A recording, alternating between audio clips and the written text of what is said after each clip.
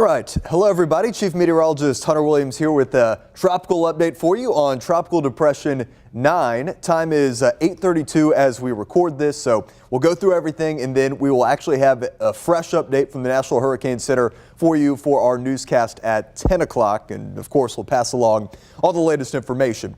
So now officially a tropical depression. We got that designation earlier this afternoon. Winds are at 35 miles per hour, and it's moving west at about 18 miles per hour. So the conditions are still fairly suitable for a little bit of additional strengthening as this moves towards the South Texas coast. It makes landfall tomorrow morning, but because this thing's moving at a decent speed, we do not anticipate that this will become a hurricane, but we do expect that it will become Tropical Storm Harold. So let's go to the latest forecast code from the National Hurricane Center. Again, landfall tomorrow morning between Corpus Christi and Brownsville. It will move inland as a then weakening system, and eventually by Wednesday morning will be weakening into kind of a remnant system over the higher terrain of mountainous northern Mexico. You will notice, though, that with this southerly track here in central Texas at our KVUE area, unfortunately, we are just not very well positioned to get much, if any, beneficial rain out of this. You'll remember that last week we were talking about the potential for a more northerly track that would bring us maybe a few inches of rainfall. Well, there's still going to be a few inches of rainfall. It's just going to be over South Texas, and here in Central Texas, we have only about a 20% chance for rain tomorrow. But let's walk through it. Here's the latest model data. I'll take this full for you. So here we go. We'll stop the clock 7 a.m. tomorrow morning. At that point, the system is close to or is making landfall just north of Brownsville. We have widespread tropical rain and some breezy conditions over much of South Texas. At that point here in Central Texas, maybe a 10% chance for an isolated light shower tomorrow morning, but let's keep going. So we go into noontime, and the northernmost outer bands of the system are trying, they're fighting against the heat dome to our north. They are trying to make it farther north. But I think just the situation that we're in is that most of this is again going to stay south of the I-10 corridor and is going to miss us. So here's 5 o'clock, where they're still on the far peripheral of the system. There is the chance that we are catching some of the outermost bands here, but overall the chance is only about a 20%, and then we get into tomorrow evening. And at that point, even if we do see some showers that make it in during the afternoon, they'll be weakening or moving out as the system starts to pull away from us, and that continues through tomorrow night. So rainfall projections. I will tell you that across South Texas, they are in need of rain there as well. So I am happy that at least some locations are getting some beneficial rain out of this system, and I still think there'll be 2 to 4 inches, maybe locally higher amounts over South Texas. There could be some localized flooding there. I don't want to ignore that fact, but again, these areas are dealing with drought. This is mainly beneficial rain. Unfortunately, as you get on the northern edge of the system, you see a step up into a 1 to 2 range south of San Antonio, a 10th to a quarter. And I think, again, if Caldwell County, Hayes County, Blanco County, Gillespie County, if we were to catch a few of these showers and downpours on the outermost bands, we'd likely be looking at that range, say a 1/10 of an inch to a 1/4 of an inch or so of rain. The one little wrinkle in this forecast is when you have a landfalling tropical system, you always have to watch the outer bands for a quick spin-up tropical tornado. These are typically weak. They are short-lived, but that doesn't mean that they can't cause damage. And while I do think that the main risk for a quick spin-up tornado is south of our area, we are still watching along the I-10 corridor, Fayette County, into southern Caldwell County, into San Marcos, southern Hayes County, and then even parts of southern Blanco County, southern Gillespie County. We'll just have to keep an eye on things. I do not expect this to be a big issue for us, but tropical systems can always bring in surprises, so just want to make sure everybody's aware. Again, if you have the KVUE app downloaded and we have any alerts tomorrow, of course, it will push that right to your phone. Here is the forecast for tomorrow as far as temperatures. Do we technically get a little bit of a cool down? Yes, but I still think it's going to be triple-digit heat in Austin. I have 101 in the forecast, so today was day 45 in a row of triple-digit heat, and tomorrow is going to be the closest we have been in a long, long time to breaking that streak, but I do think that we still barely get up into the triple digits. However, go down to the southwest. Places like LaGrange and Schulenburg and Lockhart and San Marcos, Johnson City, Fredericksburg, Blanco. I do expect highs to stay in the mid to upper 90s for those locations tomorrow, just because you're a little bit closer, so you get a little bit of extra cloud cover, and some of those areas could have a couple of tropical downpours moving through. So some areas get a cool down into the 90s, but for Austin, I still think it's triple digits tomorrow. Let's talk wind speeds, though. Again, we do not expect that this will become a hurricane, but as we get into tomorrow morning and into the noon hour, the latest high-res model data is showing for Corpus Christi maybe 40 to 50 mile per hour wind gusts. So again, tropical storm force wind gusts will be possible. Here in Central Texas, though, look at our numbers. Austin's gusting 29 to 30 miles per hour. It's going to be breezy tomorrow, 25 to 30, maybe even some 30 to 35 mile per hour wind gusts for the afternoon into the evening tomorrow. And you combine that with the lack of rain that we're getting here on the northern side of the system, and the fire danger tomorrow is going to be critical. We do have a red flag warning, 1 p.m. to 8 p.m. tomorrow. Fires could spread quickly and they could develop easily given these conditions. And one other thing we may even need to watch out for, if we get a couple of isolated storms that develop on the northern edge, and you get some lightning strikes out away from those storms, those lightning strikes can cause grass fires as well. So just something that we'll be watching closely for you. Here's the 7-day forecast, and then we will take a look at any questions or comments or concerns here. I have a 20% rain chance tomorrow. I do think that's going to favor areas like Fayette County, Caldwell County, Hayes County, San Marcos, Blanco County, and Gillespie County. For Austin and points north and northeast, it's even lower than a 20%, but maybe some of us can get a couple of raindrops tomorrow. It will be breezy, a little bit cooler than what we've had, but still triple-digit heat. But then in the wake of this system, our heat's going to very quickly rebound as the heat dome returns over Central Texas. So 104 Wednesday, Thursday 107, Friday 107, Saturday 108, Sunday I have 107, Monday I have 106. I do have a few 10% rain chances in the forecast as we get into this weekend and early next week, but I do not think that that is going to be any sort of drought-busting, overly beneficial rain, unfortunately. So that is the situation with Tropical Depression 9. Again, here in about an hour and a half, we will get our 10 o'clock update from the National Hurricane Center. It's possible it could be upgraded to a tropical storm by then. And again, we'll have those details for you tonight at 10.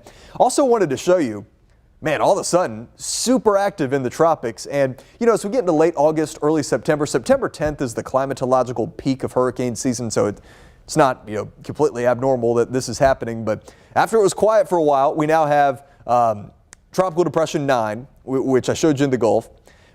We have Franklin, which is a tropical storm in the Caribbean. That's going to kind of cross over the island of Hispaniola and get into the Atlantic. That does not look like a threat to land. We have Gert, which is a now weakening system that is in the Atlantic. And then we have two other areas of interest. One has a low chance of development, but one other has a high chance of development. So obviously, the only one of these right now that's really a concern to us, of course, but to the continental United States is Tropical Depression 9, which is likely to become Tropical Storm Harold.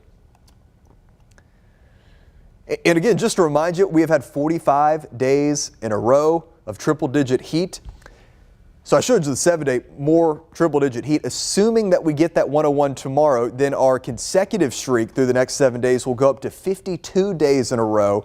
We broke the record at 28. I mean, we're doing our best to double up on the record now.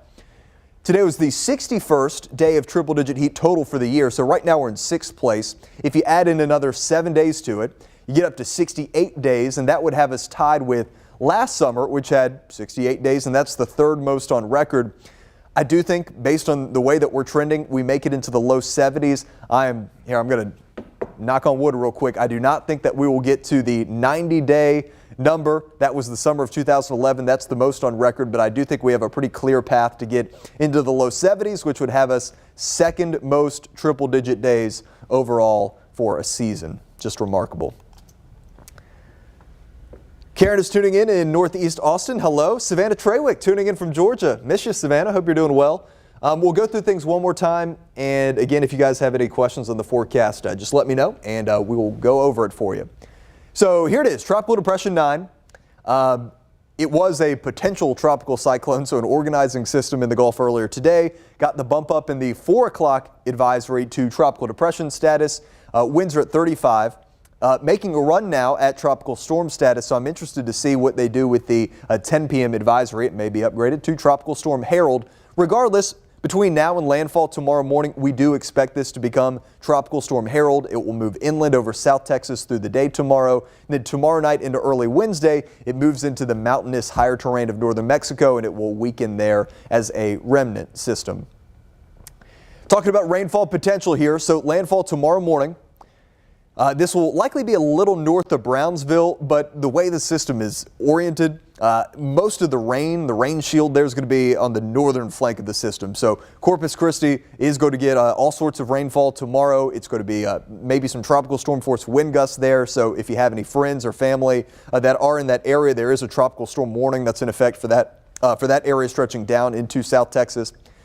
Keep going into noon, and you'll see the heavy rain potential continues over South Texas, and the outermost northern bands are trying to work into our southern areas. But the way that the heat dome is influencing the system, again, I think south of I-10 is really going to be kind of the cutoff point for any sort of meaningful rain chance tomorrow. I am going to leave us a 20% rain chance through tomorrow afternoon into the early evening, but the latest high-res data continues to show that most, if not all of the rain, and certainly all of the substantial rain, is going to miss us. And that's what the data is showing, 2 to 4 inches of rain over parts of South Texas. These areas also dealing with drought concerns, so there's a localized flooding threat, but it is good to get some rain in these areas. We just wish it could be a little bit closer to us. This really would have been kind of a perfect scenario for us to kind of break the heat, break the rapidly expanding drought. You know, a weak tropical system. We don't want anybody at the coastline dealing with a strong tropical system at our expense to get some rain, but kind of a weak system that drifts inland and gives us 2 to 4 inches of rain, that would have been just perfect. Unfortunately, the path has shifted down to the south with this, so again, our rain chance tomorrow is only 20%. We do, however, need to keep an eye on these things. The outer bands of these landfalling tropical systems, they can always get squirrely, and you can never completely rule out a quick spin-up tornado. That is a possibility tomorrow, which is why the Storm Prediction Center has that marginal risk. That's the level 1 out of 5 that does clip the I-10 corridor, including southern Fayette County, southern Caldwell County, around Luling into San Marcos.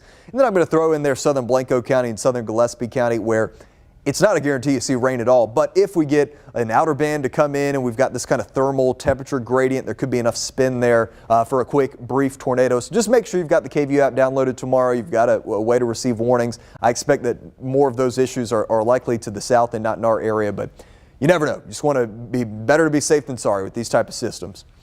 Temperature-wise tomorrow, there is a cool down. We hit 105 today in Austin, at Camp Mabry at least. 106 was the high today at the airport. Tomorrow will drop about 4 degrees, but I don't think that it's enough that we get out of the triple digits. I still expect 101 tomorrow in Austin, 20% chance for rain. Triple digits, Austin points north and northeast, but mid and upper 90s south and southeast and southwest of Austin, where a little bit more cloud cover, a little closer to that system, and then a slightly higher chance for rain just because of some of those outermost bands. Wind speeds tomorrow.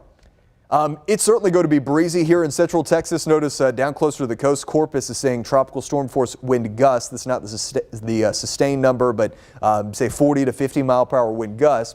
Here closer to home, we're gusting 25 to 30, maybe 30 to 35 mile per hour winds tomorrow. What that's going to do, it's going to ramp up our fire weather concerns, especially because we're not getting a whole lot, if any, rain from this system. So the National Weather Service has issued a red flag warning for tomorrow, 1 p.m. to 8 p.m. for that critical fire danger. Just want to make sure. We've been doing it for the past several weeks now, but continue to be mindful and avoid any outdoor burning. Also want to give you a heads up. We have a ragweed in the low today. Grass and mold are both in the medium. Now I'll take you to the 7-day forecast one more time, and we will leave you with that. We'll have a full update coming up on our newscast tonight at 10 o'clock. So 101 tomorrow, 20% chance for a couple of isolated showers and storms. 104 on Wednesday. Thursday, Friday, we're back up to 107, and I have us kind of peaking at 108 on Saturday for this upcoming weekend. There are some small 10% rain chances. However, again, that's not going to be anything widespread or beneficial to create any sort of widespread dent in our drought. So that's the update for now. Again, updated numbers coming up on our full newscast tonight at 10 o'clock. We appreciate everybody tuning in. Y'all stay safe, have a good night, and I will talk to you guys tomorrow.